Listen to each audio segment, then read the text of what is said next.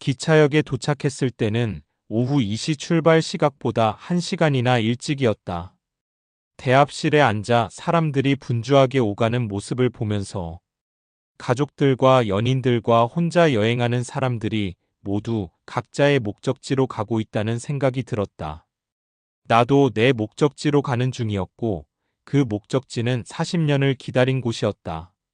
승차 안내 방송이 나오자 일어나 플랫폼으로 갔고 기차가 서 있었다. 표를 확인하고 객차에 올라 창가 자리를 찾아 앉았다. 가방을 선반에 올리고 창밖을 보았는데 기차가 출발하면서 천천히 움직이기 시작했다. 역이 뒤로 멀어졌고 나는 창밖을 보며 깊게 숨을 쉬었다. 이제 돌아갈 수 없었고 미정을 만나러 가는 길이었다. 풍경이 지나갔다. 들판과 산과 마을, 가을 풍경이 아름다웠고 낙엽이 흩날렸다. 노란색, 빨간색, 주황색. 창에 기대어 풍경을 보면서 40년 전에도 이런 풍경을 봤을까 하는 생각이 들었다. 옆자리에 젊은 커플이 앉았는데 여자가 남자에게 빼빼로를 건넸고 남자가 웃으며 받았다. 여자가 장난스럽게 오빠 이거 받으면 평생 내 거야 하고 말했고 남자가 고개를 끄덕이며 알았어 평생 내 거 하고 대답했다. 두 사람이 웃는 모습을 보며 미소 지었다. 저 나이대가 제일 좋을 때인데 모르고 지나간다. 나처럼. 가방에서 편지를 꺼냈다. 낡은 편지 40년 전에 쓴 것을 조심스럽게 펼쳤다. 종이가 부서질 것 같았고 글씨가 희미했지만 읽을 수 있었다. 첫 문장을 다시 읽었다. 미정아, 나 병수야. 목이 메었고 18살 소년의 목소리가 들리는 것 같았다. 순수하고 떨리는 목소리. 편지를 천천히 읽어내려가면서 한 줄 한 줄 그때의 마음이 생생하게 느껴졌다. 창밖으로 해가 기울었고 오후 햇살이 객차 안을 비추면서 따뜻했다. 눈을 감으니 기차 소리가 들렸다. 덜컹거리는 소리, 레일 위를 달리는 소리가 자장가처럼 들렸다. 라디오 소리가 들렸는데 앞좌석 승객이 이어폰 없이 듣고 있어서 DJ의 목소리가 새어나왔다. 오늘은 11월 11일 빼빼로데이입니다. 여러분에게 전하지 못한 사랑이 있나요? 오늘은 그 사랑을 꺼내보는 날이에요.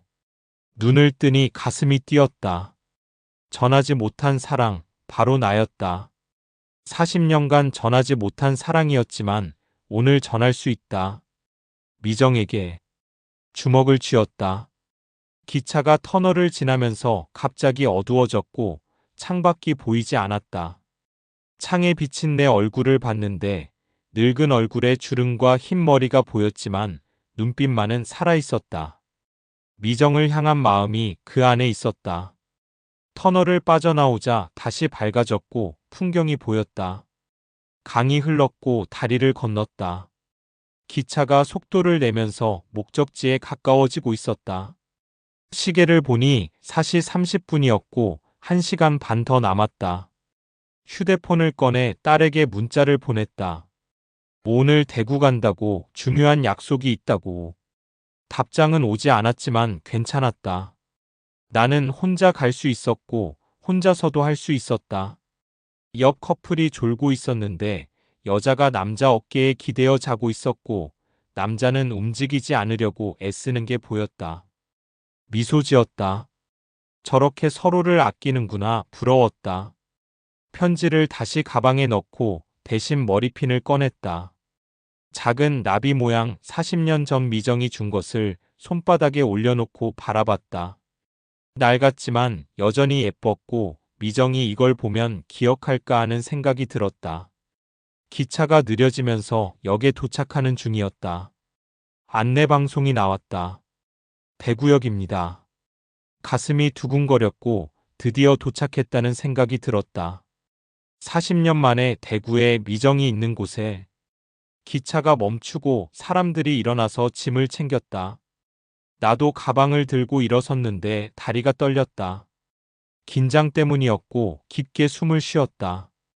괜찮아, 할 수 있어. 플랫폼에 내렸는데 대구역은 많이 변해 있었다. 40년 전과 달랐고 새 건물들이 들어서 있었다. 주변을 둘러봤지만 낯설었다. 하지만 공기는 익숙했다. 대구의 공기였다. 역 밖으로 나가 택시를 탔다. 기사에게 호텔 주소를 알려줬고 기사가 고개를 끄덕이며 출발했다. 창밖을 보니 거리가 지나갔고 사람들이 걸었다. 모두 바빠 보였다. 호텔 근처에 내렸는데 아직 시간이 남았다. 오후 5시였고 동창회는 7시부터였다. 근처 카페에 들어가 커피를 주문하고 창가 자리에 앉아 커피를 마시며 마음을 진정시켰다. 손이 떨려서 커피잔을 들기도 힘들었다. 긴장이 풀리지 않았고 미정을 만나면 뭐라고 말해야 할까 하는 생각이 계속 들었다. 오랜만이야 아니면 미안해 아니면 보고 싶었어. 시계를 보니 6시였고 이제 슬슬 가야 할 시간이었다. 커피를 다 마시고 일어나 화장실에 가서 옷매무새를 확인했다. 거울을 보니 정장이 잘 어울렸고 넥타이를 고쳤다. 호텔로 걸어갔다. 그랜드 호텔 오래된 건물이었지만 잘 관리되어 있었다. 로비로 들어가니 넓은 공간에 샹들리에가 빛났고 사람들이 삼삼오오 모여 있었다. 동창들이었다. 멈춰 섰다. 갑자기 겁이 났고 여기서 돌아가고 싶었다. 미정을 만나는 게 두려웠다. 실망시킬까봐, 나를 알아보지 못할까봐. 발걸음을 뗄 수 없었는데 그때 로비 맞은편에서 누군가 나를 봤다. 눈이 마주치는 순간 시간이 멈춘 것 같았다. 소음이 사라졌고 사람들의 목소리도 들리지 않았다. 오직 그 눈빛만 보였는데 40년 만에 다시 보는 그 눈이었다. 한미정이었다. 세월이 흘렀지만 나는 알아볼 수 있었고 미정의 눈은 그대로였다. 맑고 따뜻한 그 눈, 주름이 생겼고 머리는 짧아졌지만 눈빛만큼은 변하지 않았다. 미정도 나를 알아봤다. 입이 벌어지고 눈이 커지더니 천천히 미소가 번졌다. 그 미소를 보는 순간 눈물이 났고 참으려고 애썼지만 눈시울이 뜨거웠다. 미정이 걸어왔다. 천천히 조심스럽게. 나도 걸어갔고 우리는 로비 한가운데서 마주 섰다. 거리가 1미터 정도였는데 가까우면서도 먼 거리였다. 병수 씨. 미정이 먼저 말했고 목소리가 떨렸다. 고개를 끄덕이며 대답했다. 미정 씨. 그렇게 서로를 불렀다. 40년 만에 이름 뒤에 씨를 붙이는 게 어색했지만 그게 맞는 것 같았다. 우리는 이제 어른이었다.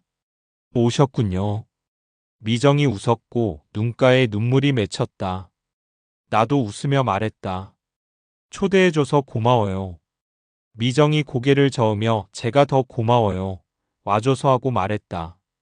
잠시 말없이 서 있었는데 할 말이 너무 많았지만 어디서부터 시작해야 할지 몰랐다. 그냥 서로를 바라보는 것만으로도 벅찼다. 앉을까요? 미정이 말했고 고개를 끄덕였다. 미정이 로비 한쪽 소파를 가리키며 우리는 그리로 갔다. 사람들이 적은 조용한 곳이었다. 소파에 앉았는데 미정과 나 사이에는 작은 테이블이 있었다. 미정이 가방에서 뭔가 꺼냈는데 빼빼로였다.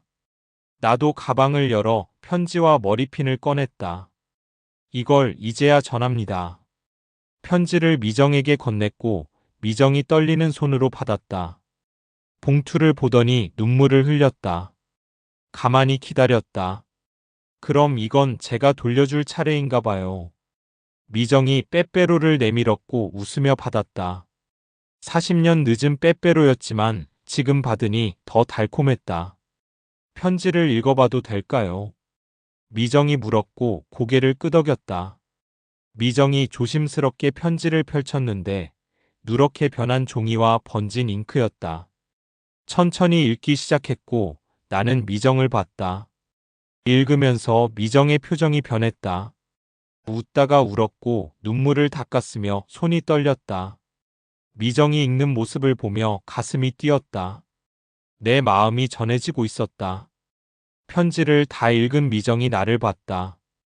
병수 씨, 저도 편지를 썼어요. 그날 놀랐다. 정말요? 미정이 고개를 끄덕이며 네, 근데 반송됐어요. 주소를 잘못 적었나 봐요 하고 말했다. 서로를 봤다. 같은 일을 겪었고 둘 다 편지를 보냈지만 전달되지 않았다. 운명이 우리를 갈라놓으려 한 것 같았다. 그동안 어떻게 지내셨어요? 미정이 물었고 잠시 생각하다가 말했다. 교사로 살았어요. 국어교사 30년 동안. 미정이 미소 지으며 어울려요. 병수 씨는 늘 책을 읽었잖아요 하고 말했다. 맞았다. 책을 좋아했고 아이들에게 문학을 가르치는 게 좋았다는 이야기를 했다. 미정이 고개를 끄덕이며 들었다. 미정 씨는요? 물었고 미정이 잠시 망설이다가 미술학원을 해요. 아이들 가르치는 일이요 하고 말했다. 그것도 어울렸다. 미정은 늘 그림을 그렸고 우리는 둘 다 아이들과 함께하는 삶을 살았다. 그게 왠지 기뻤다. 결혼은? 미정이 조심스럽게 물었고 고개를 끄덕이며 했었어요. 지금은 혼자 살아요 하고 대답했다. 미정이 아무 말 없이 고개를 끄덕였고 나도 물었다. 미정 씨는요? 미정이 고개를 저으며 안 했어요. 쭉 혼자요 하고 말했다. 잠시 침묵했다. 서로의 인생이 쉽지 않았다는 걸 알 수 있었고 40년이라는 시간이 우리를 변하게 만들었지만 어떤 것은 변하지 않았다. 병수 씨, 미정이 말했다. 아직도 저를 기억하고 계셨어요? 미정의 눈을 보며 말했다. 매일 기억했어요. 하루도 잊은 적 없어요. 미정의 눈에서 눈물이 흘렀고 나도 눈물이 났다. 말없이 울었고 40년간 쌓인 감정이 터져나왔다. 주변에서 사람들이 우리를 봤고 동창들이 수군거렸지만 신경 쓰지 않았다. 지금 이 순간이 중요했고 다른 건 중요하지 않았다. 미정이 가방에서 사진 한 장을 꺼냈다. 이거 간직하고 있었어요. 사진을 보니 40년 전 우리였다. 운동장 벤치에서 찍은 사진인데 미정이 웃고 있고 나는 카메라를 피하고 있었다. 사진을 보며 웃었다. 제가 카메라를 싫어했죠. 미정도 웃으며 맞아요. 늘 도망갔어요. 하고 말했다. 사진을 보며 옛날을 떠올렸다. 행복했던 그때를, 순수했던 그 시절을, 돌아갈 수 없는 그 시간을. 미정이 손을 뻗으며 손을 잡아도 될까요? 하고 물었다. 손을 내밀었고 미정의 손이 내 손을 잡았다. 따뜻했고 40년 만에 느끼는 온기였다. 손을 꼭 쥐었다. 놓지 않을게요. 말했고 미정이 웃으며 이번엔 저도 놓지 않을게요 하고 말했다. 손을 잡고 앉아 있었는데 로비 음악이 흘렀다. 조용한 피아노 선율, 샹들리에 불빛이 반짝였고 사람들의 웃음소리가 들렸지만 우리 세계에는 둘만 있었다. 미정이 머리핀을 보며 이것도 가지고 계셨네요 하고 말했다. 고개를 끄덕이며 40년간 간직했어요 하고 대답했고 미정이 머리핀을 집어들어 자기 머리에 꽂았다. 어울렸고 나이가 들었어도 여전히 예뻤다. 어때요? 미정이 물었고 미소 지으며 예뻐요. 예전처럼이요 하고 말했다. 미정이 얼굴을 붉혔는데 40년이 지났지만 여전히 수줍어했다. 그 모습이 귀여웠다. 동창회장으로 갈까요? 미정이 말했지만 고개를 저으며 아니요. 여기 좀 더 있어요. 둘이 하고 말했다. 미정이 웃으며 고개를 끄덕였고 좋아요 하고 대답했다.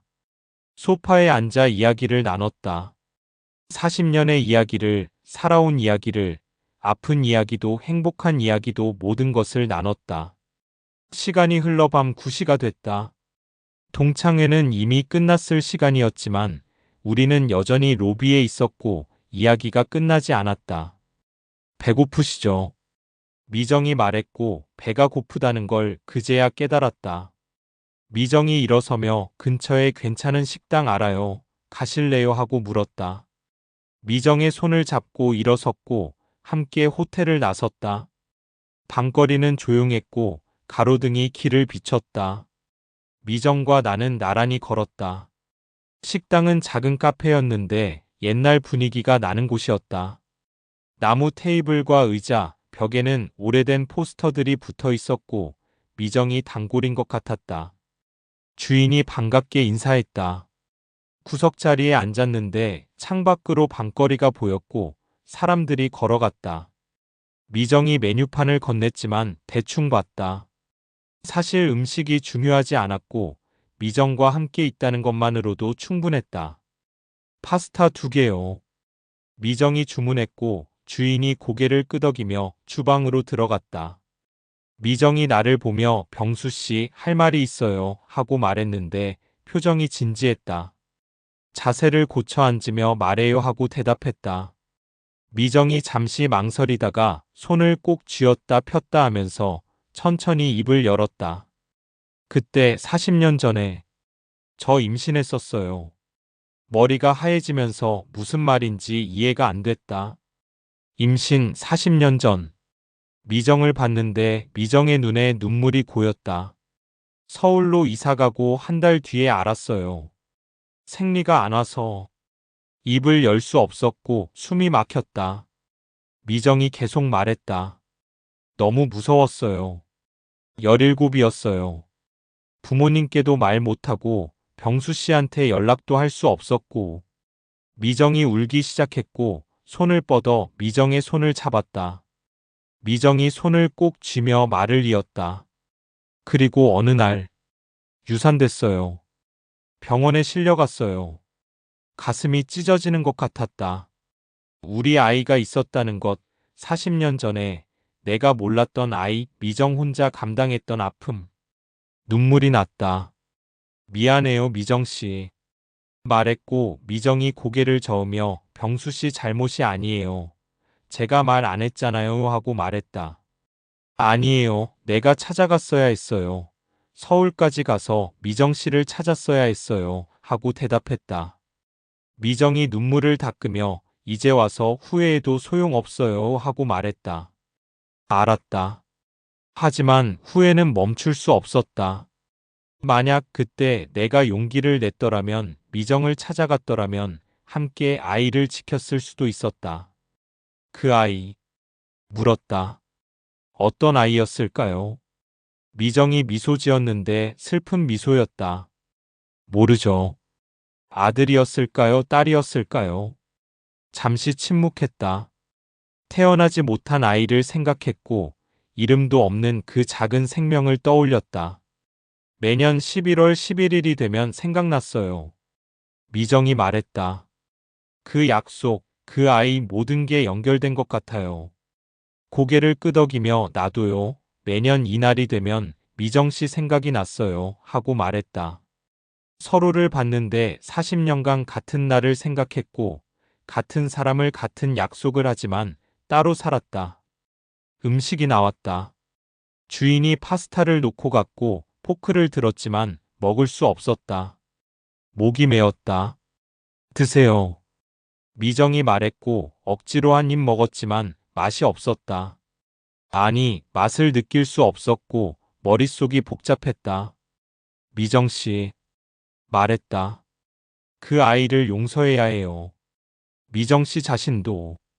미정이 나를 받고 말을 이었다. 40년간 혼자 짊어지고 살았잖아요. 이제 내려놓아요. 미정이 고개를 숙였고 눈물이 테이블에 떨어졌다. 어떻게 내려놔요?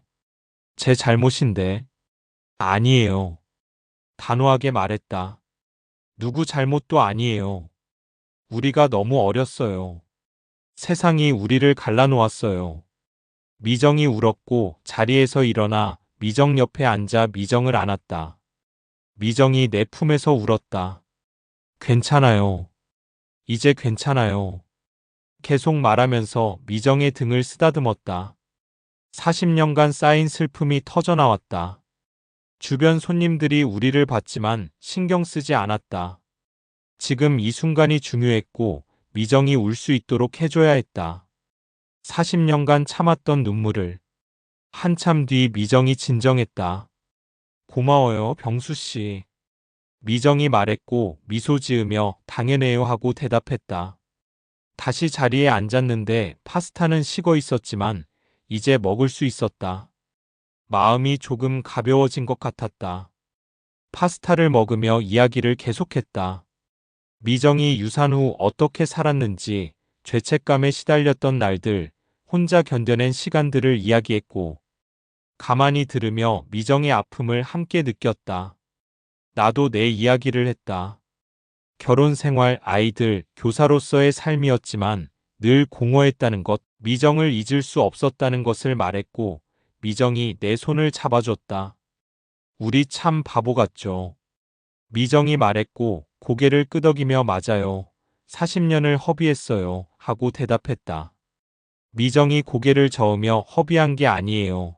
서로를 향해 온 시간이었어요. 하고 말했다. 미정을 봤다. 그 말이 맞았다. 우리는 따로 살았지만 같은 방향을 보고 있었다. 11월 11일이라는 약속을 향해 밖에 비가 내리기 시작했다.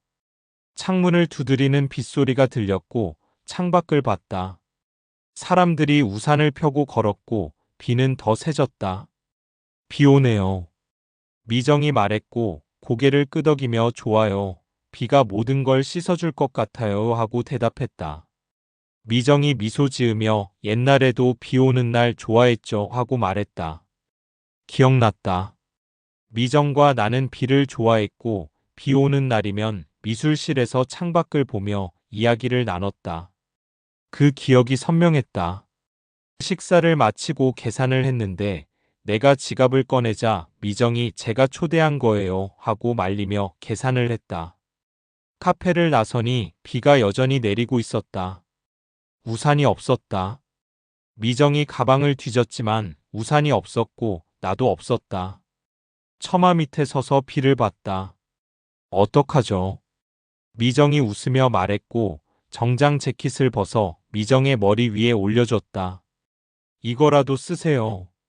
미정이 놀라서 나를 보며 병수 씨는요 하고 물었다. 웃으며 괜찮아요. 조금 젖는 거예요 하고 대답했고 미정이 고개를 저으며 같이 써요 하고 말했다. 미정이 재킷을 함께 잡았고 재킷 아래 서서 비를 피했다. 가까웠고 미정의 체온이 느껴졌다. 뛸까요? 미정이 말했고 고개를 끄덕였다. 어디로요? 미정이 웃으며 제 학원이요. 여기서 가까워요 하고 말했다. 함께 뛰기 시작했는데 비를 맞으며 뛰었고 재킷은 금방 젖었지만 우리는 웃었다. 40년 만에 함께 뛰는 느낌이었고 젊어진 것 같았다.